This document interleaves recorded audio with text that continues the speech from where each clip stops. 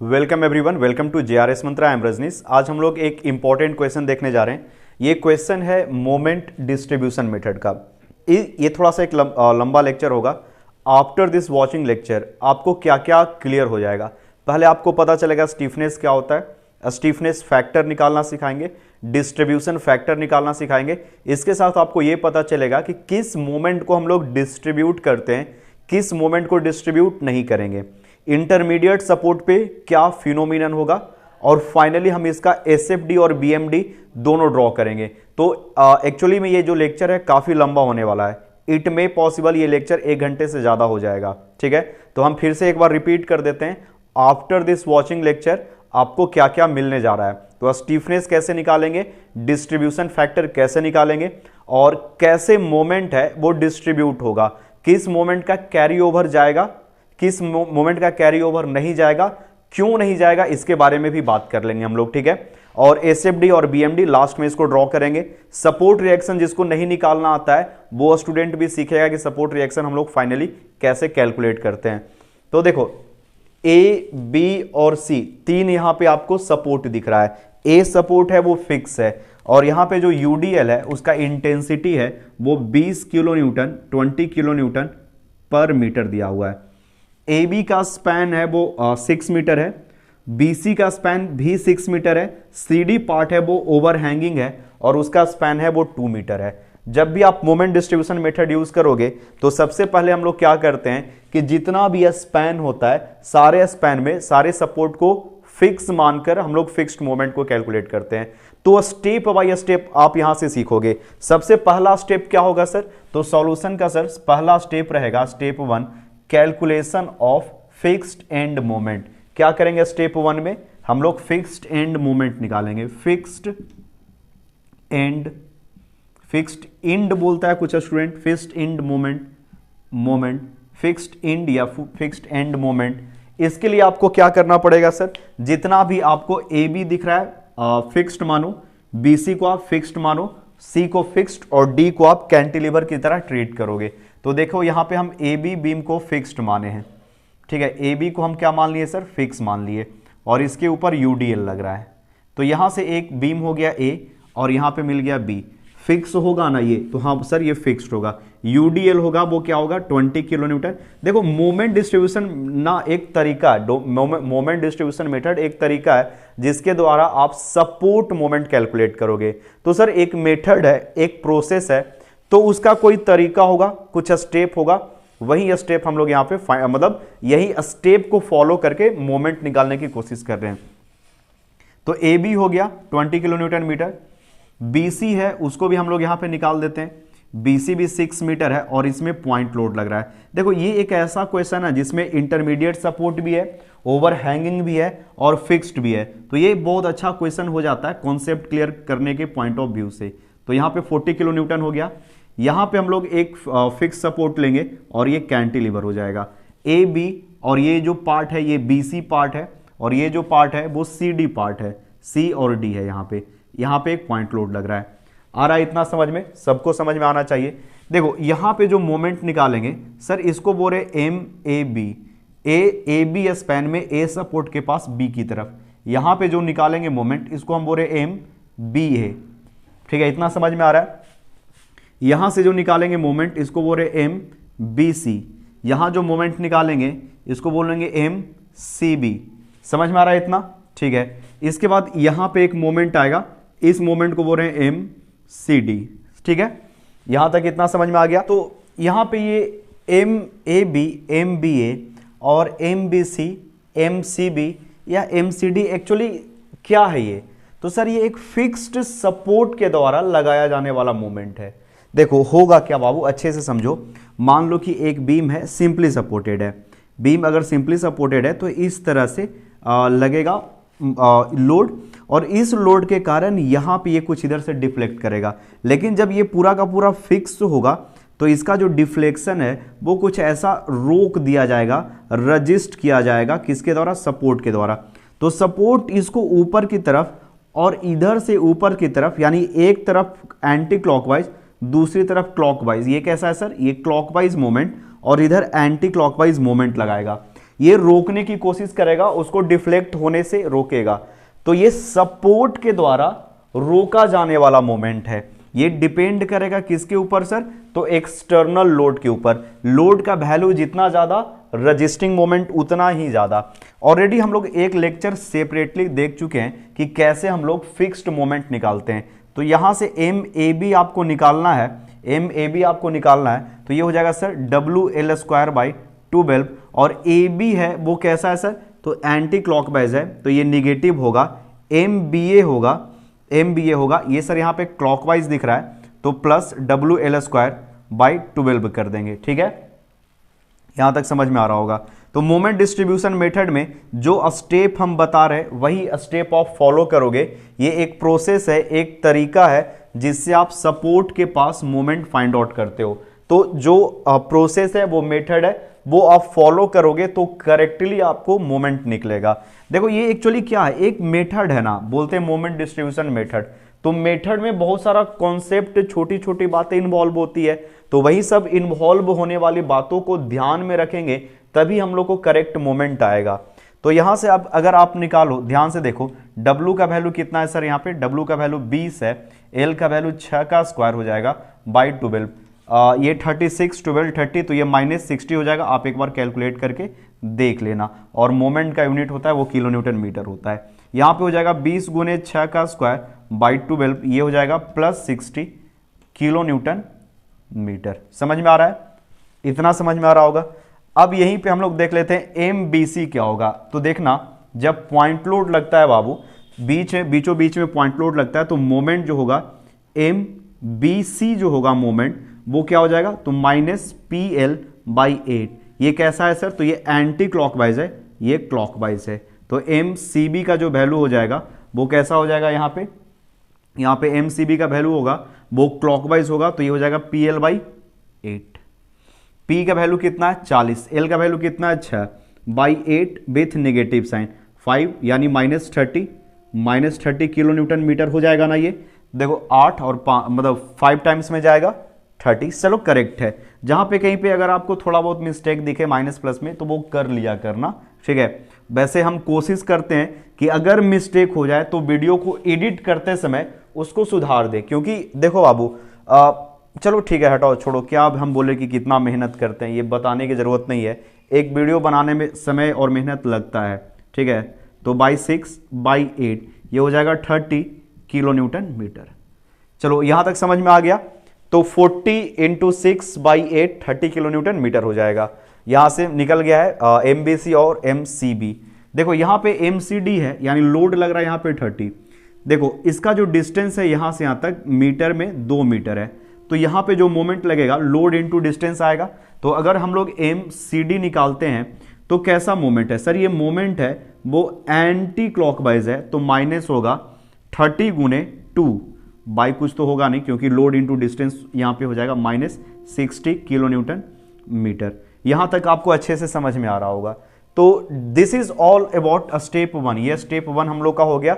आप हर एक क्वेश्चन में ऐसा ही करोगे। क्वेश्चन किसी भी फॉर्मेट में रहे, सबसे पहले आप हर एक सपोर्ट को फिक्स मानकर मोमेंट निकाल दोगे। मोमेंट के लिए ऑलरेडी लेक्चर हो चुका है, आप जाकर देख लेना उसका। वैसे उस मतलब लेक्चर का जो लिंक है वो डिस्क्रिप्शन बॉक्स में मिल जाएगा। शुरू का 5 से 7 मिनट देख लेना, जहां पे हम स्लोप और डिफ्लेक्शन के बारे में डिस्कशन किए हैं। ठीक है, तो उसका लिंक नीचे का डिस्क्रिप्शन बॉक्स में मिल जाएगा यूट्यूब पे।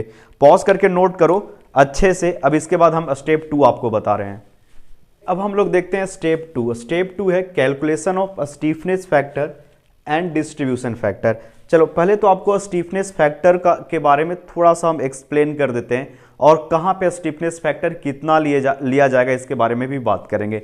देखो छोटू, अच्छे से समझो। स्टीफनेस फैक्टर ये बताता है, या पहले आप ये समझो कि स्टीफनेस क्या होता है। एक बीम है, मान लो ये सिंपली सपोर्टेड बीम है, हम रिवीजन वीडियो कर रहे हैं इसलिए सब अच्छे से समझना। यहां पे अगर हम लोग मोमेंट लगाएंगे तो ये बीम है कुछ इस तरह से डिफ्लेक्ट होगा। ठीक है, अगर बीम ज्यादा स्टीफ है तो डिफ्लेक्शन कम होगा, समझे? तो यहां पे स्टीफनेस का मतलब होता है रेजिस्टेंस इन डिफ्लेक्शन, यही कहलाएगा स्टीफनेस। डिफॉर्मेशन बोलो या डिफ्लेक्शन बोलो, कैपेसिटी बीम का वैसा कैपेसिटी जो डिफॉर्म होना या डिफ्लेक्ट होना नहीं चाहेगा, वो कहलाएगा स्टीफनेस। और स्टीफनेस का बोले थे कि moment required for unit deformation, how much moment you are going to provide, कितना मोमेंट आप यहाँ पे दो कि ये जो स्लोप बने, यहाँ पे जो थीटा स्लोप बने, जो भी यहाँ पे टेंजेंट थीटा स्लोप बने, थीटा का वैल्यू 1 रेडियन हो जाए, 1 रेडियन हो जाए। तो यहाँ पे हम लोग नोट्स में पढ़े थे, अच्छे से एक्सप्लेन किए थे, when far end is simply supported, जब दूसरा एंड होगा वो सिंपली सपोर्टेड होगा तो स्टीफनेस के का वैल्यू है, स्टीफनेस के का वैल्यू है वो 3EI/L हो जाता है। ये यहां तक समझ में आ गया बाबू। चलो अब देखो, अब मान लो कि फार एंड है वो फिक्स है और दूसरा एंड है वो कैसा है सर, सिंपली सपोर्टेड है। ठीक है, जब एक तरफ सिंपली सपोर्टेड हो और दूसरी तरफ फिक्स्ड हो और यहां पे जब हम लोग मोमेंट अप्लाई करेंगे m, तो यहां पे भी कुछ डिफ्लेक्शन होगा, मोमेंट के कारण डिफ्लेक्शन होगा यहाँ पे। और यहाँ पे जब मोमेंट m अप्लाई करेंगे और यहाँ पे थीटा हम लोग 1 चेक करते हैं, थीटा का वैल्यू 1 रेडियन रखते हैं, तो मोमेंट का जो वैल्यू आएगा उसको स्टीफनेस बोला जाता है और k का जो वैल्यू आता है 4EI/L आता है। ठीक है, 4EI/L आता है। यहां तक समझ में आ गया। अब ये क्वेश्चन एराइज होता है कि सर अगर मान लीजिए बाबू, अभी ज्यादा दिमाग मत लगाओ, सेमेस्टर का एग्जाम है, बहुत अच्छे से आपको क्लासरूम में पढ़ाया गया है, अभी इधर उधर का जो उल्टा पुल्टा क्वेश्चन आएगा ना तो उसको अभी साइड कर देना। आप ये समझो कि एक मतलब नोट्स कॉपी में देखो, डिटेल में हम एक्सप्लेन किए हैं, कोई क्वेश्चन मत सोचो कि ऐसे होगा वैसे होगा। आप अपना नोट्स कॉपी उठाइए, नोट्स कॉपी में पूरा एक्सप्लेन किए, प्रूफ किए हैं कि k का वैल्यू 3EI/L कैसे होता है। ये केस को आप याद रखो, ये केस को याद रखो। हम लोग कभी डिटेल में जब बैठेंगे, जब कभी और मौका मिलेगा तो जो भी आपके मन में उठने वाले सवाल हैं सबका आपका क्लियर कर देंगे।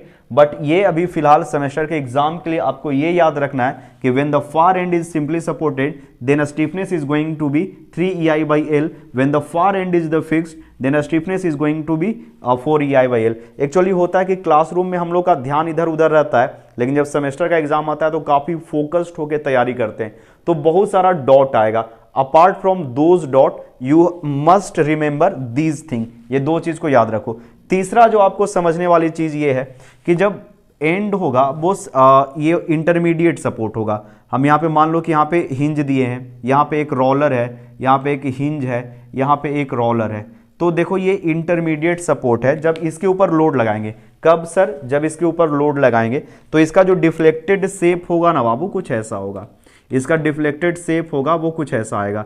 यहाँ पे हॉगिंग फिर सैगिंग, जब लोड लगेगा तब, फ्री रहेगा तब नहीं, जब लोड लगेगा तब कुछ ऐसा इसका डिफ्लेक्टेड शेप होगा। तो इंटरमीडिएट सपोर्ट होता है, ये कैसा सपोर्ट है, इंटरमीडिएट सपोर्ट है। इंटरमीडिएट के सपोर्ट के पास एक हॉगिंग मोमेंट आता है। कैसा मोमेंट आता है सर, हॉगिंग मोमेंट। अगर हम आपको दो केस दे, दोनों को आप कंपेयर करो, देखो एक यहां पे सिंपली सपोर्टेड है, ये एक सिंपली सपोर्टेड है। अगर यहां पे आप लोड अप्लाई करते हो तो इसका जो डिफ्लेक्टेड शेप होगा वो कुछ ऐसा आएगा, डिफ्लेक्टेड शेप होगा वो कुछ ऐसा आएगा सर, डिफ्लेक्टेड शेप होगा वो कुछ आएगा। यहां पे क्या होगा, बेंडिंग मोमेंट जीरो होगा, यहां पे बेंडिंग मोमेंट जीरो होगा और जो डिफ्लेक्शन है बेंडिंग मोमेंट जीरो होगा, यहां पे मैक्सिमम मोमेंट आएगा, मैक्सिमम डिफ्लेक्शन आएगा। यूडीएल रहता कुछ ऐसा बाबू, तो आपको कुछ इस तरह से पैराबोलिक मिलता है। यहां पे बेंडिंग मोमेंट जीरो, यहां पे बेंडिंग मोमेंट जीरो। लेकिन ये स्पैन को आप देखो, ए बी स्पैन को आप इस ए बी स्पैन से कंपेयर करो, ये दोनों स्पैन एक जैसा नहीं है। क्या समझे, हम बोल रहे कि ये ए बी स्पैन और ये ए बी स्पैन एक जैसा नहीं है। यहां पे जो सपोर्ट है वो इंटरमीडिएट सपोर्ट है, इधर से समझाते हैं तब देखोगे। इधर का जो सपोर्ट है ना, ये जो सपोर्ट है ये इंटरमीडिएट सपोर्ट है, जबकि ये वाला एंड सपोर्ट है। ठीक है, ये हम समझाना चाह रहे हैं। तो जब इंटरमीडिएट सपोर्ट रहेगा तो यहां पे हॉगिंग मोमेंट आएगा। हॉगिंग मोमेंट को अगर आप अच्छे से देखो तो मान लो कि यहाँ पे एक हम लोग फिक्स कर दिए हैं और यहाँ पे हम लोग एक सिंपली सपोर्ट किए हैं, यहाँ पे सिंपली सपोर्टेड। आप फिक्स का देखो, जब यहाँ पे मोमेंट लगाओगे तो कुछ ऐसे आएगा, सॉरी ठीक से बना दे रहे हैं, कुछ ऐसा आएगा, ऐसा आएगा और इधर चला जाएगा। तो क्या इसका डिफ्लेक्शन का नेचर, इसका डिफ्लेक्शन का नेचर नहीं दिख रहा है आपको, एक जैसा डिफ्लेक्शन का नेचर दिखता है। यहाँ पे हॉगिंग मोमेंट आता है, इसलिए छोटू, इसलिए बाबू आप हमेशा ये याद रखना कि जब आप ए से बी की तरफ स्टीफनेस निकालोगे, यानी के ए बी का जो वैल्यू होगा, इसका वैल्यू होगा 4EI/L। It is behave like a fixed support, it is behave like a, हम लिख देते हैं, it is behaves like a, हम लिखे हैं क्या यहाँ पे it is a fix support, नहीं ना, हम बोल रहे हैं इट इज बिहेव, नहीं कर रहा था बिहेव अभी हम लोग तो देखे थे यहाँ पे कुछ लोड लगाते हैं तो ये कुछ ऐसा डिफ्लेक्ट होता है, तो इसका बिहेवियर एक जैसा होता है। यहाँ पे जब आप मोमेंट निकालोगे कंटिन्यूअस बीम में तो आपको मोमेंट का नेचर ऐसा दिखाई देगा, तो यहाँ पे भी मोमेंट लगता है, यहाँ पे भी मोमेंट आता है, तो it behaves like a fixed support, ये एक फिक्स्ड सपोर्ट की तरह बिहेव करेगा, इंटरमीडिएट सपोर्ट फिक्स्ड सपोर्ट की तरह बिहेव करेगा। अच्छा सर, यहां से के ए बी निकालेंगे तो क्या होगा, के ए बी इसके लिए बात करें, इसके लिए ये होगा 3EI/L, और इसके लिए के ए बी निकालोगे तो 4EI/L होगा। समझ में आ रहा है बाबू, समझ में आ रहा, आना चाहिए। अगर यहां से आप निकालोगे इधर तो ये इंटरमीडिएट सपोर्ट है ना, तो इस तरफ से थोड़ा सा हम इरेज करके लिख देते हैं, अगर आप कुछ लिखना चाहो तो लिख सकते हो, अदरवाइज हम यहाँ पे इरेज करके लिख देते हैं। अगर हम इस सपोर्ट से देखना, ये जो सपोर्ट है इसको ए बोले, इसको बी, इसको सी बोले, तो इधर से जब हम लोग देखेंगे तो 4EI/L स्टिफनेस मिलेगा, जब हम लोग इधर से देखेंगे तो स्टिफनेस 3EI/L होगा, because here far end is end या सिंपली सपोर्टेड, और इधर देखोगे तो फार एंड कैसा है सर, इंटरमीडिएट। समझ में आ रहा है, तो ये सब चीजों को आप करेक्ट कर लेना, अगर कहीं पे थोड़ा सा समझने में प्रॉब्लम हो तो आज के लेक्चर से इसको करेक्ट कर लो, ठीक है। जैसे हम लोग फार एंड, देखो अब यहां पे जब हम लोग बात करेंगे, ये सपोर्ट है वो इंटरमीडिएट है, ये सपोर्ट है वो एंड सपोर्ट है, तो यहां से जब हम लोग यहां पे जाएंगे तो आपको ये इंटरमीडिएट नहीं है ना, तो इस पॉइंट से देखते जाना, अगर यहां से हम लोग इधर देखेंगे तो आपको ये जो है एंड सपोर्ट दिखेगा, तो यहां पे जो आपको मिलेगा स्टिफनेस 3EI/L होगा, ठीक है। हम ये बोल रहे हैं कि मान लो कि एक बीम है ऐसा, यहाँ पे बीम है, यहाँ पे इंटरमीडिएट सपोर्ट, यहाँ पे इंटरमीडिएट सपोर्ट, और एक यहाँ पे हम और बना दे रहे हैं सपोर्ट, एक और सपोर्ट बनाते हैं जिससे आपका कॉन्सेप्ट क्लियर हो जाए। और ये हो गया ये जो सपोर्ट है वो ओवरहैंगिंग वाला है।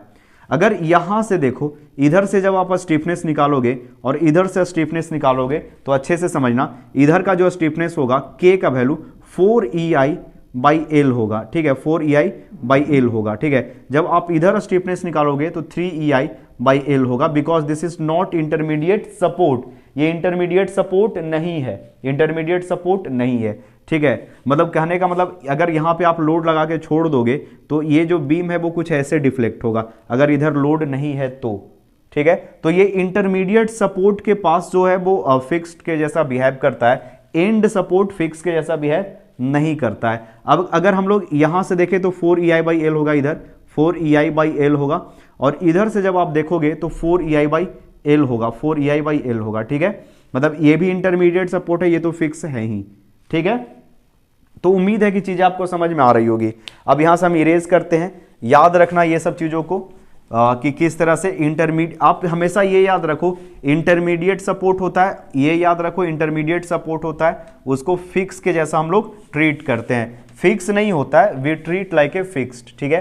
तो यहां पे आपको कितना ज्वाइंट दिख रहा है सर, एक ज्वाइंट बी दिख रहा है, एक ज्वाइंट सी दिख रहा है। बहुत सारा क्वेश्चन स्टूडेंट ये एराइज करेगा ना, कुछ ऐसे एराइज कर सकता है कि स्टूडेंट कि सर यहाँ पे हम अच्छे से समझा दे रहे हैं कि सर यहाँ पे जब ये मतलब ओवर हैंगिंग है तो ओवर हैंगिंग वाला पार्ट में यहाँ भी तो मोमेंट आएगा, तो बाबू ये जो लास्ट वाला जो है ना, हम इसको ऐसे कर सकते हैं, ठीक है। इसको यहाँ से हम लोग रिप्लेस करके लोड और मोमेंट में कन्वर्ट कर सकते हैं, we can easily convert it. जहां पे हम लोग क्या करते हैं, मान लो इसेंट्रिक लोड लग रहा है तो एक लोड यहाँ पे P लगा दिए, नीचे एक लोड P लगा दिए, ये दोनों मिलकर कपल हो गया, और ये एक लोड रहा, यहाँ पे स्पैन को हम लोग इजीली रिमूव कर सकते हैं। ये इसी चक्कर में, इसी रीजन में हम लोग उस चीज को अवॉइड करते हैं, ठीक है। यही इसका एक मेन है जो कॉन्सेप्ट है, जो आप अगर चाहो तो सीख सकते हो। थोड़ा सा लेक्चर लंबा होगा, काफी हम डिटेल में जा रहे हैं इसीलिए। तो यहाँ पे हम लोग सबसे पहले निकालेंगे ज्वाइंट। ज्वाइंट यहाँ पे आपको क्या दिख रहा है सर, तो ज्वाइंट आपको दो दिखेगा। कौन कौन सा ज्वाइंट दिखेगा, तो सर हमको एक ज्वाइंट दिख रहा है बी और एक ज्वाइंट दिख रहा है सी, दो ज्वाइंट दिख रहा है। इसके बाद सर हमको मेंबर दिखेगा, कौन कौन सा, तो सर मेंबर हम लोग को दिख जाएगा, एक तो मेंबर हो जाएगा सर बी ए, बी से बी ए, और बी ज्वाइंट से बी सी मेंबर जा रहा है, ठीक है। मेंबर हम लोग को दिख गया। अब यहाँ से एक और सी से दिखेगा मेंबर सी बी, और मेंबर आपको क्या दिखेगा सर, मेंबर दिखेगा सी डी, ठीक है। क्या दिखेगा, सी डी। तो दो मेंबर हो गया यहाँ पे। अब हम लोग बात कर लेते हैं स्टीफनेस का। क्या निकालेंगे सर यहाँ पे? स्टीफनेस निकालेंगे। यहाँ पे लिख देते हैं स्टीफनेस, स्टीफनेस NESS स्टीफनेस। उसके बाद हम लोग निकालेंगे डिस्ट्रीब्यूशन फैक्टर को DF लिख देते हैं, ठीक है। तो स्टीफनेस BA का कितना होगा, स्टीफनेस BC का कितना होगा, स्टीफनेस CB का कितना होगा और स्टीफनेस CD का कितना होगा, ठीक है।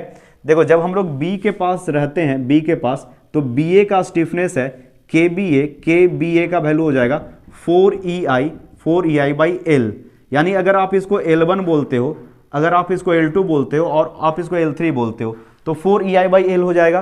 तो K से BA की तरफ देखेंगे तो इसका जो स्टीफनेस है इसको हम K1 बोल रहे हैं और यह स्टीफनेस हो जाएगा 4EI बाई L1, ठीक है। L1 जो L1 का वैल्यू है वो 6 मीटर है, L2 है वो भी 6 मीटर है। K B से जब हम लोग C की तरफ जाएंगे तो C जो है वो इंटरमीडिएट सपोर्ट नहीं है, C है वो एंड सपोर्ट है। तो B से जब हम लोग C की तरफ जाएंगे, B से C की तरफ देखेंगे तो K2 जो निकलेगा वो हो जाएगा 3EI by L2, 3EI by L2। L1 ये है सर और L2 यहाँ पे L3 आपको दिख रहा है, L1 L2 L3। Sir C से B की तरफ आते हैं। देखो छोटू, C से जब हम लोग B की तरफ देखेंगे तो C से B आएंगे तो B इज ए इंटरमीडिएट, तो यहाँ पे K1 हो जाएगा वो 4EI बाई L2 होगा। और C से जब हम लोग D की तरफ जाएंगे, C से D की तरफ जाएंगे तो यहाँ पे 0 मिलेगा, स्टीफनेस होगा वो 0 होगा, ठीक है। स्टीफनेस है 0, this is the correct value. अब यहाँ पे डिस्ट्रीब्यूशन फैक्टर जो है C से BA की तरफ देखते हैं, ठीक है, मतलब सॉरी B से A और B की तरफ देखते हैं तो यहाँ पे डिस्ट्रीब्यूशन फैक्टर होगा K1 by K1 plus K2। और यहाँ पे जो डिस्ट्रीब्यूशन फैक्टर होगा सर, ये डिस्ट्रीब्यूशन फैक्टर होगा K2, डिस्ट्रीब्यूशन फैक्टर DF लिख दे, क्या यहाँ पे लिख ही देते हैं। DF जो होगा डिस्ट्रीब्यूशन फैक्टर होगा ये हो जाएगा K1 by K1 plus K2 और यहाँ पे डिस्ट्रीब्यूशन फैक्टर होगा वो K2 by K1 plus K2 होगा ना इतना। और यहाँ पे जो डिस्ट्रीब्यूशन फैक्टर होगा DF जो होगा वो K1 और K2 तो यहाँ पे 0 आ रहा है तो यहाँ पे हो जाएगा K1 by K1 plus K2 जिसका वैल्यू 1 हो जाएगा। K2 का वैल्यू कितना है sir? 0। K1 by K1 plus 0 equal to 1 और इसका वैल्यू हो जाएगा distribution factor 0 because K2 by K1 plus K2 जो K2 का वैल्यू है वो 0 है तो इसका वैल्यू हो जाएगा 0। समझ में आ रहा है इतना चीज? ठीक है, दिक्कत नहीं होना चाहिए। अब यहाँ पे हम लोग सारा वैल्यू निकाल लेते हैं। K1 का वैल्यू है वो 4EI बाई 6 हो जाएगा। L1 यहाँ पर लिखो, यहाँ तक लिखो। यहाँ पे हम लोग लिख सकते हैं क्या? 4EI बाई 6 और ये हो जाएगा 3EI बाई 6 और यहाँ पे हो जाएगा 4EI बाई L2 का वैल्यू है वो भी 6 हो जाएगा। ठीक है, यहाँ तक तो टेंशन ही नहीं है, इसी के लिए हम लोग देख लेते हैं। तो पॉज करके नोट करो, यहाँ पे हम डायरेक्ट डिस्ट्रीब्यूशन फैक्टर का वैल्यू कैलकुलेट करके लिख देते हैं, K2 और K1 का वैल्यू। आप यहाँ पे K2 का जो वैल्यू होगा वो कितना हो जाएगा? EI by 2 by EI by 2 by क्या हो जाएगा sir? EI by 2 plus EI by 2 plus 4EI यानी 2EI बाई 3 यानी 2EI बाई 3। यहाँ से निकाल कर देखो कितना हो जाएगा। जो डिस्ट्रीब्यूशन फैक्टर है DF का, ये किसके लिए एक्चुअली था? तो सर ये BC के लिए था आई थिंक, जहाँ से वैल्यू आ रहा है EI यानी 2/3, अच्छा ये 1 EI बाई 2। तो ये वैल्यू जो आ रहा है देखना यहाँ पे 1/2 हो जाएगा, बाई EI कॉमन लेके कैंसिल आउट कर दिए, 1/2 प्लस 2/3 यहाँ से जब आप सब सॉल्व करोगे तो 0.427 यानी अप्रॉक्सीमेट 0.43 आ जाएगा। ठीक है, ये DF है, इसका है तो यहाँ पे 0.43 आ गया है और वैसे ही यहाँ पे 0.57 आ जाएगा डिस्ट्रीब्यूशन फैक्टर। कैसे निकालोगे? तो K1 है सर ये 2/3 EI by EI by 2 plus 2/3 EI। ठीक है, यहाँ से निकालोगे और इसका वैल्यू है वो 0.67 आ जाएगा। EI से EI कैंसिल आउट हो जाएगा, बचेगा 2/3 बाई 1/2 प्लस 2/3, कुछ ऐसा बचेगा। ठीक है, तो यहाँ से आपको पता चल गया डिस्ट्रीब्यूशन फैक्टर आ गया है। अब हम लोग मोमेंट डिस्ट्रीब्यूशन मेथड का यूज करेंगे। डिस्ट्रीब्यूशन फैक्टर क्या होता है? तो डिस्ट्रीब्यूशन फैक्टर होता है पर्टिकुलर स्पैन के लिए stiffness by total stiffness, stiffness by total stiffness of that joint. Pause करके आप इतना नोट करो, इरेज करके आगे बता रहे हैं। तो अब आप यहाँ पे स्टार्ट करना स्टेप 3। स्टेप 3 में आपको मोमेंट डिस्ट्रीब्यूशन टेबल बनाना है। मोमेंट को किस तरह से डिस्ट्रीब्यूट करेंगे और हम लोग टेबल बना लेंगे। इस मतलब कैसे डिस्ट्रीब्यूट करेंगे इसके लिए एक हम लोग टेबल बना लेंगे। तो पहले तो डिस्ट्रीब्यूशन फैक्टर है वो 0.57, 0.43 और 1 आ गया है। ठीक है, यहां तक समझ में आ गया। देखो जो फिक्स्ड एंड मोमेंट होगा, यहां पे फिक्स्ड एंड मोमेंट आएगा, कितना आ जाएगा बाबू अच्छे से समझना। यहां पे जब हम लोग फिक्स्ड एंड मोमेंट निकाले थे स्टेप 1 में, तो ये आया था -60, यहां पे आया था +60 और ये आया था -30 और यहां पे आया था +30 और यहां पे आया था -60। यही आया था fixed end moment, -60 +60 -30 +30 -60 fixed end moment. देखो स्टेप 1 में हम लोग निकाले थे fixed end moment, span A B को फिक्स्ड मानते हुए, बी सी को फिक्स्ड मानते हुए और सी को फिक्स्ड और डी को मतलब एज अ कैंटिलीवर ट्रीट करते हुए हम लोगों ने जो फिक्स्ड मोमेंट निकाला था यहां पे लिख दिया है। देखो सर ये -60 60 -30 30 और -60 एक्चुअली में क्या ये रिप्रेजेंट कर रहा है, अगर हम लोग बात करें तो ये क्या रिप्रेजेंट कर रहा है, तो ध्यान से समझना। जब सपोर्ट फिक्स होगा, जब सपोर्ट को हम लोग फिक्स करेंगे और इसके ऊपर यूडीएल लगाएंगे, ध्यान से समझना, जब हम लोग सपोर्ट को फिक्स करेंगे और इसके ऊपर लोड लगाएंगे, यूडीएल या कोई भी लोड लगाएंगे, तो लोड के कारण जो डिफ्लेक्शन होने जा रहा है उस डिफ्लेक्शन को रोकने के लिए कितना मोमेंट आएगा यही बताएगा। ये जो -60 है या 60 है, ये एक्चुअली में मोमेंट को रिप्रेजेंट कर रहा है। यहां पे जो रजिस्टिंग मोमेंट है, सपोर्ट के द्वारा जो रोकने वाला मोमेंट है ना बाबू, उस चीज को ये रिप्रेजेंट कर रहा है। यहां तक समझ में आया? यानी ये जो मोमेंट है इंटरनल मोमेंट ए बी को बता रहा है सपोर्ट कितना रोकेगा।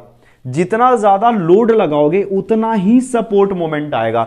एक्चुअली ये क्या है sir, fixed support moment, fixed end moment. तो जो फिक्स्ड मोमेंट होता है वो डिस्ट्रीब्यूट होता है क्या?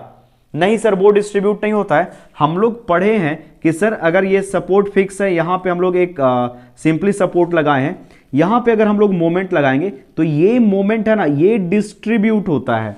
ये मोमेंट है डिस्ट्रीब्यूट होगा या कैरी ओवर होगा। अरे जो सपोर्ट रोक रहा है, अंदर से जो ये रजिस्टिंग मोमेंट क्रिएट कर रहा है, वो कभी डिस्ट्रीब्यूट होगा क्या? नहीं डिस्ट्रीब्यूट होगा ना। ये एक्चुअली में क्या कर रहा है, सपोर्ट जितना ज्यादा लोड लगाओगे उतना ही ज्यादा ये मोमेंट आएगा और ये मोमेंट कभी भी डिस्ट्रीब्यूट नहीं होता है। हम लोग बाहर से जो मोमेंट अप्लाई करेंगे ना वो डिस्ट्रीब्यूट होगा। वो आगे देखो, आगे समझा रहे हैं। अच्छा अब समझो, अब जो समझने वाली बात है ये हम बता रहे हैं, अच्छे से आप समझना इस चीज को, एकदम अच्छे से समझना। हम कॉन्सेप्ट आपका क्लियर कर देंगे, एकदम एक एक चीज आपको समझ में आएगा। देखो बाबू, ये जो सपोर्ट सी है, ये सपोर्ट सी पे दो मोमेंट लग रहा है, एक 30 और दूसरा -60। एक्चुअली में ये सर 30 और -60 किस चीज को रिप्रेजेंट कर रहा है, इसके बारे में थोड़ा बता दीजिए। देखो -60 और ये जो +30 है, ये -60 एंटी क्लॉकवाइज, ये क्लॉकवाइज है और ये कहां पे लग रहा है, तो सपोर्ट सी के ऊपर लगेगा। तो -60 है यानी मोमेंट कुछ ऐसा लग रहा है 60 वाला एंटी क्लॉकवाइज, और ये जो 30 है ना ये लग रहा है क्लॉकवाइज। तो एक मोमेंट लग रहा है क्लॉकवाइज, दूसरा मोमेंट लग रहा है एंटी क्लॉकवाइज। एक मोमेंट लग रहा है क्लॉकवाइज और दूसरा मोमेंट लग रहा है एंटी क्लॉकवाइज। तो क्लॉकवाइज एंटी क्लॉकवाइज दोनों मिलकर एक नेट मोमेंट लाएगा, एक नेट मोमेंट आएगा, यहां पे एक नेट मोमेंट आएगा और उसका वैल्यू होगा 30। नेट मोमेंट होगा, उसका वैल्यू होगा 30। सर एंटी क्लॉकवाइज वाला ज्यादा है, यानी एंटी क्लॉकवाइज होगा -30। तो इन दोनों को जब आप समेशन करोगे तो सी सपोर्ट पे एक नेट मोमेंट आएगा 30 का, सी सपोर्ट पे एक नेट मोमेंट आएगा 30 का। इसका मतलब आप समझते हो क्या है? अगर किसी बॉडी के ऊपर आप फोर्स लगाओगे तो बॉडी में एक्सेलरेशन आएगा। अगर हम एक बॉडी के ऊपर फोर्स लगाते हैं तो बॉडी में एक्सेलरेशन आएगा, because force equal to mass into acceleration. उसी तरह से अगर सी सपोर्ट पे -30 न्यूटन आ रहा है, जैसे समझना इस बात को छोटू कि -60 है, वो ऊपर लोड लगाएंगे तो वो रोकने वाला मोमेंट है, रोकने वाला मोमेंट है ना। यही चीज होता है, ज्यादा लोड लगाओगे तो सपोर्ट आके ज्यादा रोकेगा, बोलेगा भैया रोक रहे हैं, ठीक है। तो ये 60 से रोक रहा है, -60 से रोक रहा है। लेकिन जब सी सपोर्ट पे नेट मोमेंट 30 का आ रहा है तो ये बता रहा है कि यहां पे नेट मोमेंट -30 का अवेलेबल है। लेकिन जब -30 का नेट मोमेंट आता है तो अगर ये फिक्स्ड सपोर्ट होता तो मानते कि सपोर्ट रोक रहा है। हम क्या बोल रहे हैं बाबू, अगर सी होता वो फिक्स्ड होता, अगर ये फिक्स्ड होता -30 आता तो बहुत बढ़िया, कोई दिक्कत नहीं है। वो किस चीज को रिप्रेजेंट करता कि -30 रोक रहा है। अरे जैसे ये फिक्स्ड सपोर्ट है, -60 आया तो हमको कोई तकलीफ नहीं है, बिकॉज ये फिक्स्ड सपोर्ट है और ये -60 को रोकेगा। बहुत बढ़िया, सपोर्ट फिक्स तो रोकेगा ही, लेकिन तकलीफ इस बात का है कि ये सपोर्ट है वो सिंपली सपोर्टेड है और सपोर्ट कभी भी मोमेंट नहीं रोकता है। और ये मोमेंट जो हम लोग फिक्स मान के किए थे वो सपोर्ट मोमेंट था, ये सपोर्ट मोमेंट है। समझ में आ रहा है? अगर ये फिक्स्ड होता, -30 आता तो कोई तकलीफ नहीं है। तकलीफ इस बात का है कि एक सपोर्ट है वो सिंपली सपोर्टेड है और मोमेंट यहां पे अनबैलेंस्ड है। -30 इस पे लग रहा है, इसका मतलब है कि सपोर्ट जो है कुछ भी नहीं रोकेगा, ये झूठ मूठ का आया हुआ है। तो इसको बैलेंस करने के लिए, या एक तरीका ऐसे समझो, दूसरे तरीके से समझो, अगर ये फिक्स्ड नहीं है, सिंपली सपोर्टेड है, तो इसके ऊपर, इस सपोर्ट के ऊपर -30 का लग रहा है, यहां पे मोमेंट लग रहा है, 30 किलो न्यूटन मीटर का मोमेंट लग रहा है, -30 का। जब किसी बॉडी के ऊपर मोमेंट लगता है या किसी बॉडी के ऊपर टॉर्क लगता है तो बॉडी में रोटेशन होना स्टार्ट हो जाता है। जैसे फुटबॉल को गोल गोल घुमा रहा है, गोल गोल फुटबॉल, या साइकिल का चक्का गोल गोल घूम रहा है, तो उसमें रोटेशनल इफेक्ट आ रहा है, टॉर्क वहां पे लगेगा, कहीं पे टॉर्क एक टर्म आएगा। उसी तरह से जब भी मोमेंट की बात किया जाएगा, यहां पे सपोर्ट के पास मोमेंट जो आ रहा है वो कैसा मोमेंट है, तो ये सिंपली सपोर्टेड के द्वारा रोकने वाला मोमेंट है, जो कि नहीं होना चाहिए। ठीक है, तो इसलिए हम लोग क्या करेंगे बाबू कि यहां पे जो -30 मोमेंट आ रहा है उसको बैलेंस करने के लिए, रोटेशन ना हो जाए, सपोर्ट में इक्विलिब्रियम लाने के लिए हम लोग ऊपर से एक मोमेंट अप्लाई करेंगे क्लॉकवाइज 30 का मोमेंट अप्लाई कर देंगे। तो क्लॉकवाइज 30 का मोमेंट अप्लाई करोगे, यानी पॉजिटिव 30 मोमेंट अप्लाई करोगे, तब ये सपोर्ट है वो हो जाएगा वहां पे मोमेंट 0।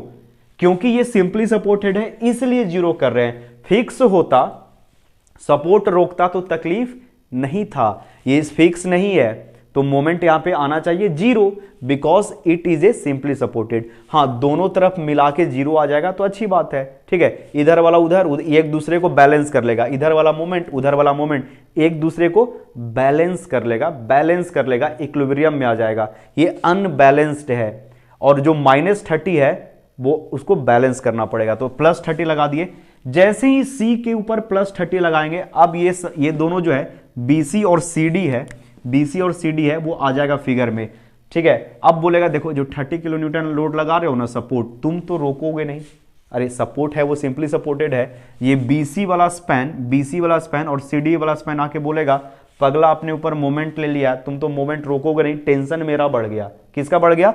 BC का टेंशन बढ़ गया और CD का टेंशन बढ़ गया। ठीक है, समझा इस बात को? यहां पे 30 मोमेंट लगाए तो आ गया यहां पे BC और CD, बोला तुम टेंशन बढ़ा दिया है, तो बोला कि अब टेंशन बढ़ गया तो बांट लो। तो ये दोनों जो 30 किलो न्यूटन मीटर का जो फोर्स लगेगा, ये दोनों स्पैन बांटेगा तो डिस्ट्रीब्यूट होगा डिस्ट्रीब्यूशन फैक्टर के अकॉर्डिंग। ये CD बोलेगा हम ऐसे ही डेड है, मरे हुए हैं, मेरे ऊपर टेंशन मत दो और मर जाएंगे। इसका जो सपोर्ट है वो फ्री है, तो इधर एक भी मोमेंट नहीं जाएगा। जो भी मोमेंट 30 लगाए पूरा का पूरा इधर आ जाएगा। ठीक है, समझ में आ रहा है बाबू? पूरा का पूरा इस तरफ आ जाएगा। डिस्ट्रीब्यूशन फैक्टर है, यही बताता है कि जब आप किसी भी सपोर्ट पे मोमेंट लगाओगे तो कितना मोमेंट डिस्ट्रीब्यूट होगा। अगर यहीं पे डिस्ट्रीब्यूशन 0.5 रहता तो 30 लगाने के कारण 15 इधर 15 उधर चला जाता, जो भी मोमेंट लगाते दोनों मिलके रोक लेता। लेकिन यहां पे डिस्ट्रीब्यूशन फैक्टर 0 है, तो लगने वाला अप्लाइड मोमेंट का पूरा पार्ट इधर आ जाएगा, उधर कुछ भी नहीं जाएगा। समझ में आ रहा है? तो फिर से एक बार हम रिपीट करें, 1 मिनट में समझ लेना। यहां पे मोमेंट लग रहा है 30 है, जब यहां पे नेट मोमेंट ऑब्जर्व करते हैं कि एक इधर घुमा रहा है सपोर्ट सी को, एक उधर घुमा रहा है सपोर्ट सी को, तो -30 नेट मोमेंट आ रहा है, लेकिन बेचारा सपोर्ट है वो कुछ भी नहीं रोकेगा, कोई रेजिस्टेंस नहीं होगा, because it is a simply. तो हम लोग जो गलती किए थे फिक्स्ड मान के उसको करेक्ट कर रहे हैं, यहां पे बैलेंस करने की कोशिश कर रहे हैं। तो -30 को बैलेंस करने के लिए +30 अप्लाई कर देंगे। तो बोलोगे सर कहां से आप अप्लाई कर दीजिएगा? तो बी डिड सम मिस्टेक, हम लोग इसको फिक्स मान के जो गलती किए थे उसी गलती को सुधारने के लिए मोमेंट डिस्ट्रीब्यूशन मेथड का जो स्टेप है उसी को फॉलो कर रहे हैं। मोमेंट डिस्ट्रीब्यूशन मेथड का स्टेप ये बोलता है कि कहीं पे अगर अनबैलेंस्ड मोमेंट आ गया जो कि फिक्स्ड का नहीं है, मान लो ये फिक्स का है, तो फिक्स का है वो तो मोमेंट बताता है रोकने वाला, फिक्स के ऊपर लगाओगे तो ऐसे रोके रहेगा, बोलेगा रोक लेंगे, लेकिन ये रोकेगा मोमेंट। अरे ये सिंपली सपोर्टेड, ये नहीं ना रोकेगा, तो इसको बैलेंस करना पड़ेगा। You must have to balance. तो इसको बैलेंस करने के लिए +30 यहां पे लगा दिए। जैसे ही +30 लगाएंगे उसका पूरा का पूरा इधर आ जाएगा, बिकॉज डिस्ट्रीब्यूशन फैक्टर इज 0। तो जैसे ही 30 लगाए पूरा 30 इधर आ गया। कितना आ गया सर? 30 इधर आ गया। तो 30 इधर जैसे ही आया तो अब देखो क्या होगा, इधर कुछ कुछ डिस्ट्रीब्यूट हो जाएगा, क्योंकि ये हम लोग ट्रीट करेंगे इसको फिक्स्ड के जैसा। तो इधर कुछ आ जाएगा और कितना आएगा? हाफ आएगा, 15 आ जाएगा। जब हम लोग मोमेंट m अप्लाई करते हैं, फार एंड फिक्स होता है, तो कितना आ जाता है? इधर m/2 जाता है, तो इधर m/2 आ जाएगा। और यहाँ पे हम लोग जब देखेंगे बैलेंस करके तो देखो ये हो जाएगा -60, यहाँ पे जोड़ेगा तो अरे ई आधा काट के नहीं दिया है। बोलोगे सर ये 15 इधर नहीं काट के नहीं दिया बाबू। ये समझो कि यहाँ पे फिक्स है, तो जैसे ही तुम यहां पे मोमेंट लगाओगे ना, ये कुछ ऐसे रोटेट करने की कोशिश करेगा, और फिक्स है, बोलेगा रोटेट कहां? चलो घरे चलो, तो इसको घरे लेके चले जाएगा। ठीक है, ऐसे ऐसे हो जाएगा। तो यहां पे जो मोमेंट आएगा ये इसके कारण यहां पे डेवलप होगा, इसके कारण यहां पे डेवलप हो जाएगा, ये बी के पास। ठीक है, अब देखो बी बिकॉज इंटरमीडिएट स्पैन है तो होगा। अब यहां पे जोड़कर देखो कितना आ जाएगा, तो 15 यहां पे हो जाएगा -15 और यहां पे हो जाएगा 60। यहां तक समझ में आ गया सबको? ये हो गया -60। ठीक है, अब देखो यहां पे बैलेंस हो गया बाबू। क्या लिख दिए हैं? पहले से था क्या लिखा हुआ? चलो -60 और यहां पे हो गया +60, हो गया बैलेंस। अब यहां पे हो गया -15, यहां पे हो गया 60। अब इन दोनों के ऊपर समझो कि अगर यहां पे बी सपोर्ट पे देखे तो बी सपोर्ट के पास एक पॉजिटिव 60 लग रहा है, एक नेगेटिव 15 लग रहा है, यानी नेट मोमेंट यहां पे जो दिखेगा रहेगा वो +45 का रहेगा नेट मोमेंट। अरे 60 में से 15 चला गया तो +45। We have to keep it in equilibrium, equilibrium में रखना है। अगर ये फिक्स सपोर्ट होता तो हमको तो तकलीफ नहीं था, जो मोमेंट आना है आ जाओ, वो रजिस्टिंग मोमेंट शो करेगा। लेकिन ये सिंपली सपोर्टेड है तो यहां पे रजिस्टिंग मोमेंट नहीं होगा, बैलेंस मोमेंट होगा। तो इसको बैलेंस करने के लिए -45 अप्लाई करेंगे और मोमेंट बैलेंस हो जाएगा, इक्विलिब्रियम में आ जाएगा। तो यहां पे माइनस हम लोग 45 अप्लाई किए, -45 यानी एंटी क्लॉकवाइज। जैसे आप -45 यहां पे अप्लाई करोगे सपोर्ट पे, अब ये दोनों को बुलाएगा कि चलो बाबू बी आ जाओ, चलो बाबू BC, दोनों मोमेंट दोनों मिलके मोमेंट को रोको। अब ये ज्वाइंट है, दोनों मोमेंट के ऊपर बोलेगा रोकने के लिए। ये BA बोलेगा देखो जितना मोमेंट लगाएगा ना उसका 0.57 हमको दे दो। ये BC बोलेगा ना जितना मोमेंट लगाओगे ना उसका 0.443 हमको दे दो। जो जितना मजबूत है अपने मजबूती के अकॉर्डिंग मोमेंट ले लेगा। तो 0.457 यहाँ पे देख लो 45 का बाबू, यहाँ पे 45 का 0.57 मोमेंट है वो इधर आ जाएगा, जो कि आ रहा है 25.65 और ये निगेटिव है ना एंटी क्लॉकवाइज, तो यहाँ पे लगाना होगा एंटी क्लॉकवाइज। और ये जो वैल्यू है इधर जो बचेगा वो आ जाएगा -19.35 माइनस में। ठीक है, अब हम लोग एक बार देख लेते हैं। और सर कुछ और होगा क्या, भूल रहे हैं? हाँ, इधर आएगा, इसका हाफ आएगा, किसका? 25.65 का हाफ आएगा, तो ये हो जाएगा -12.825 माइनस में इधर डिस्ट आ जाएगा, कैरी ओवर होगा। क्योंकि मोमेंट इधर आया है, क्योंकि मोमेंट यहाँ पे आया है, इसलिए यहाँ पे भी डिस्ट्रीब्यूट होगा। ठीक है, यहाँ पे भी मोमेंट होगा, वो कैरी ओवर होगा। तो कैरी ओवर हो गया, डिस्ट्रीब्यूट नहीं, कैरी ओवर होगा इधर। तो अब देख लेते हैं हम लोग यहाँ पे 60 -60। ठीक है, 60 -60 और यहाँ पे हम लोग कैलकुलेटर की मदद से ऐड कर दे रहे हैं 60 -25.65, ये वैल्यू आ रहा है 34.3435 पॉजिटिव। और इसको हम लोग जोड़ेंगे 19.35 + 15, तो ये हो जाएगा 34.35 विथ निगेटिव साइन। और ये कितना हो जाएगा? तो सर -72.825, ये हो गया हम लोग का फाइनल मोमेंट। ठीक है, समझ में आ रहा है? इतना पॉज करके नोट करो। तो उम्मीद है कि चीजें आपको समझ में आ रही होगी। अब देखो बाबू, यहां से हम लोग मोमेंट है वो निकाल चुके हैं, -72.825, 34.35 -34.35, ये सब निगेटिव मोमेंट है, यानी ये जो सपोर्ट के ऊपर बीम के पास आएगा। ठीक है, अब ये मोमेंट हो गया वो बैलेंस हो गया है।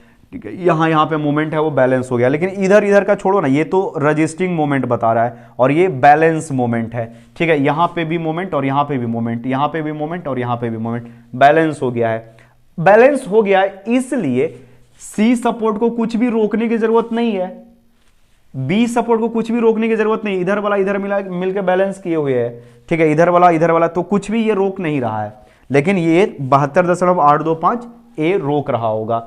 चलो आप इसको पॉज करके नोट करो, इरेज करके हम मोमेंट बेंडिंग मोमेंट डायग्राम और शियर फोर्स डायग्राम और साथ ही साथ रिएक्शन निकालना सिखाते हैं। तो यहाँ पे हम लोग सीखते हैं बेंडिंग मोमेंट डायग्राम कैसे बनेगा, अच्छे से समझना।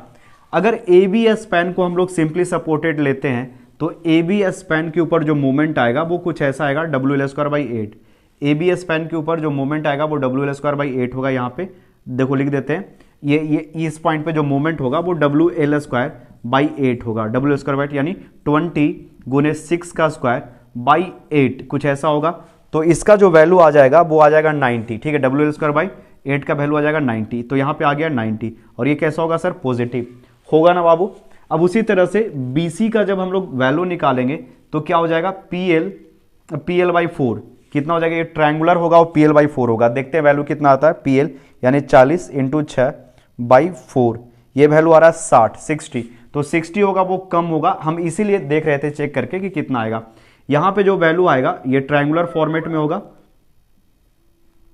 ये ट्रायंगुलर फॉर्मेट में होगा, इसका वैल्यू होगा PL/4। यहां पे PL/4 यानी PL/4, P का वैल्यू कितना है 40, L का वैल्यू कितना है 6 और ये PL/4, तो यहां से 10 60 आ जाएगा, ठीक है, यही बता रहे थे 60 आएगा। तो यहां पे 60 लिख देते हैं और ये भी पॉजिटिव है। ये CD स्पैन है ना, वहां पे मोमेंट आएगा निगेटिव, तो निगेटिव मोमेंट हम लोग बनाएंगे, लिखेंगे, ठीक है। तो निगेटिव मोमेंट देखो यहां पे आपको दिख रहा होगा 72.825 मोमेंट है। या ए के पास जो मोमेंट आया जो निगेटिव मोमेंट है या सपोर्ट मोमेंट है, ये क्या है बाबू, सपोर्ट मोमेंट है। ये तो UDL के कारण स्पैन में मोमेंट है और ये सपोर्ट मोमेंट यहां पे आ रहा है 72.825। तो ये 72 90 से तो कम होगा, तो यहां पे कर दे रहे हैं 72 का वैल्यू। जब नेक्स्ट देख रहे हैं तो ये 34 होगा, लगभग 34 यहां पे आएगा और नेक्स्ट है वो 60 है, तो यहां पे 60 कर दिए, यहां पे 60 होगा, ये इसी के बराबर कर देते हैं 60 होगा। तो ये मोमेंट कुछ ऐसा जाएगा, यहां पे मोमेंट आएगा वो 60 आएगा। इसके बाद इधर का जो स्पैन है इसमें भी मोमेंट आएगा वो 60 आएगा और निगेटिव आएगा, because it is going to be deflect like that. ये यहां पे हॉगिंग दिखेगा, नेगेटिव मोमेंट आएगा। सैगिंग ऐसे होता है, हॉगिंग ऐसे होता है, तो यहां पे निगेटिव मोमेंट आएगा और ये कितना हो जाएगा 60 यहां पे, और यहां पे 60 पॉजिटिव।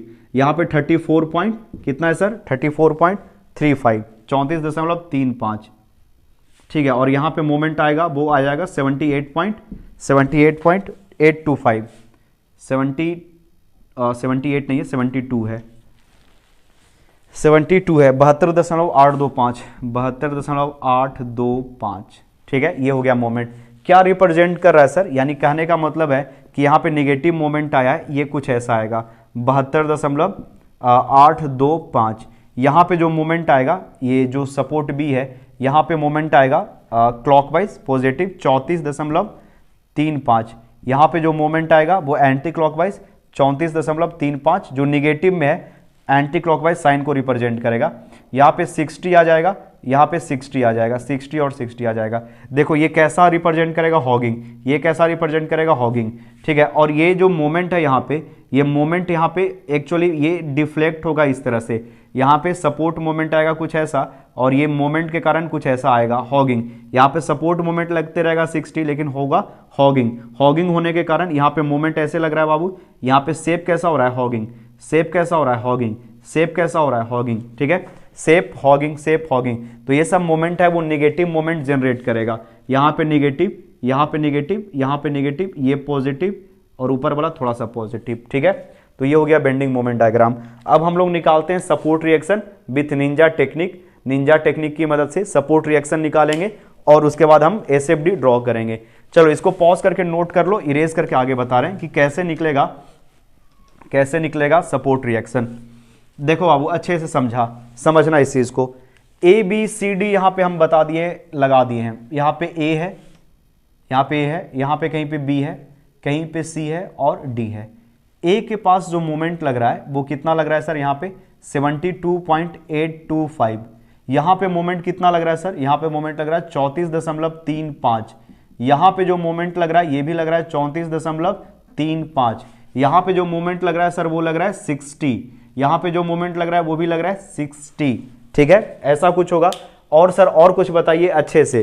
तो देखो यहाँ पे जो सपोर्ट रिएक्शन होगा ना बाबू, वो सपोर्ट रिएक्शन होगा आर ए, यहाँ पे जो सपोर्ट रिएक्शन होगा आर ए, यहाँ पे जो सपोर्ट रिएक्शन होगा सर यहाँ पे होगा आर बी, आर बी, यहाँ पे जो सपोर्ट रिएक्शन होगा ये सपोर्ट रिएक्शन होगा आर सी, ठीक है, समझ में आ रहा है ये। आप ऐसे बना लोगे, मोमेंट बना लोगे। अब इसके बाद कुछ और है क्या सर? हाँ, इसके ऊपर यूडीएल है ना बाबू, यूडीएल लगा हुआ है, तो यूडीएल को भी बना लेते हैं, कैलकुलेटर को रख देते हैं थोड़ा, ठीक है, यूडीएल भी बना देते हैं, पॉइंट लोड है वो भी बना देते हैं। तो यहाँ पे यूडीएल बना दिए, यहाँ पे पॉइंट लोड बना दिए, यहाँ पे पॉइंट लोड बना दिए। ये 30 है, ये 40 है और ये 20 का लग रहा है, 20 किलो न्यूटन पर मीटर का लग रहा है। निंजा टेक्निक यूज करने जा रहे हैं, ठीक है। तो देखो R A plus R B plus R C का वैल्यू कितना होगा? R A plus R B plus R C, ये तीनों का वैल्यू हो जाएगा 20 गुने 6, 20 गुने 6 प्लस 40 प्लस 30, इतना ही होगा ना। तो कितना हो जाएगा? 120 प्लस 40 प्लस 30, 40 और 30 70 20 90, 190 किलो न्यूटन हो जाएगा। ये इक्वेशन फर्स्ट है। आप इतना पॉज करके नोट करो, थोड़ा सा हम इरेज कर दे रहे हैं, ठीक है, इसको इरेज कर देते हैं, इरेज करते हैं, पॉज करके नोट करो, आप पहले नोट करो, इरेज। उम्मीद है आप लिख चुके होगे। अब इसको इरेज करके 190 हम लिख देते हैं, यहाँ पे थोड़ा स्पेस बचा लेते हैं। सबका समेसन हो गया 190, 190। सर अब बताइए निंजा टेक्निक क्या करना है? तो देखो एक सेक्शन यहाँ पे ले लो, बैठ जाओ यहाँ पे आके, ठीक है, एकदम एक कुर्सी वुर्सी लगा के यहाँ पे बैठ जाओ। सर बैठ गए, आगे बताइए। अब इधर वाला पोर्शन है, इसको देखो, लेफ्ट वाला पोर्शन को देखो और उसके बाद राइट वाला पोर्शन को देखना, ठीक है। तो देखो बाबू, यहां से जब हम लोग इस तरफ लेफ्ट पोर्शन को देखेंगे तो यहाँ पे क्या हो जाएगा? समेशन ऑफ मोमेंट 0 कर दो किसी भी पॉइंट पे। When a body is in equilibrium, when a body is in equilibrium, then the summation of moment must be equal to 0 at every point. हर एक पॉइंट पे मोमेंट का समेशन 0 होगा, तो इस पॉइंट पे summation of moment equal to 0 कर दो, निंजा टेक्निक, ठीक है। तो यहां से देखो, यहां पे अप्लाई करें, क्या हो जाएगा? आर ए गुने 6, क्लॉकवाइज के एंटी क्लॉकवाइज। सर ऐसे घूम रहा है ना, तो क्लॉकवाइज पॉजिटिव, उसके बाद यहां पे ले लेते हैं, ये हो जाएगा निगेटिव एंटी क्लॉकवाइज, तो माइनस 72.825, ठीक है, 72.825। उसके बाद W इंटू एल लग रहा है बाबू, W इंटू एल, ये कैसे लगेगा? यहाँ से एंटी क्लॉकवाइज, ये भी एंटी क्लॉकवाइज, ये क्लॉकवाइज, तो यहाँ से एक लग जाएगा माइनस W इंटू एल गुने L बाई 2।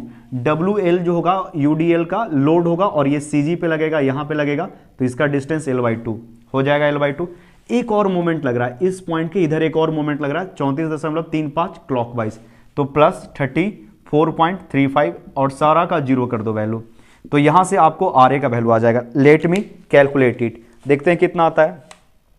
और ये वैल्यू कितना हो जाएगा सर? WL बाई 2, W का वैल्यू 20, L का वैल्यू 6 का स्क्वायर बाई 2। यहाँ पे हटा के लिख देते हैं, आपको लिखना है तो लिख सकते हो।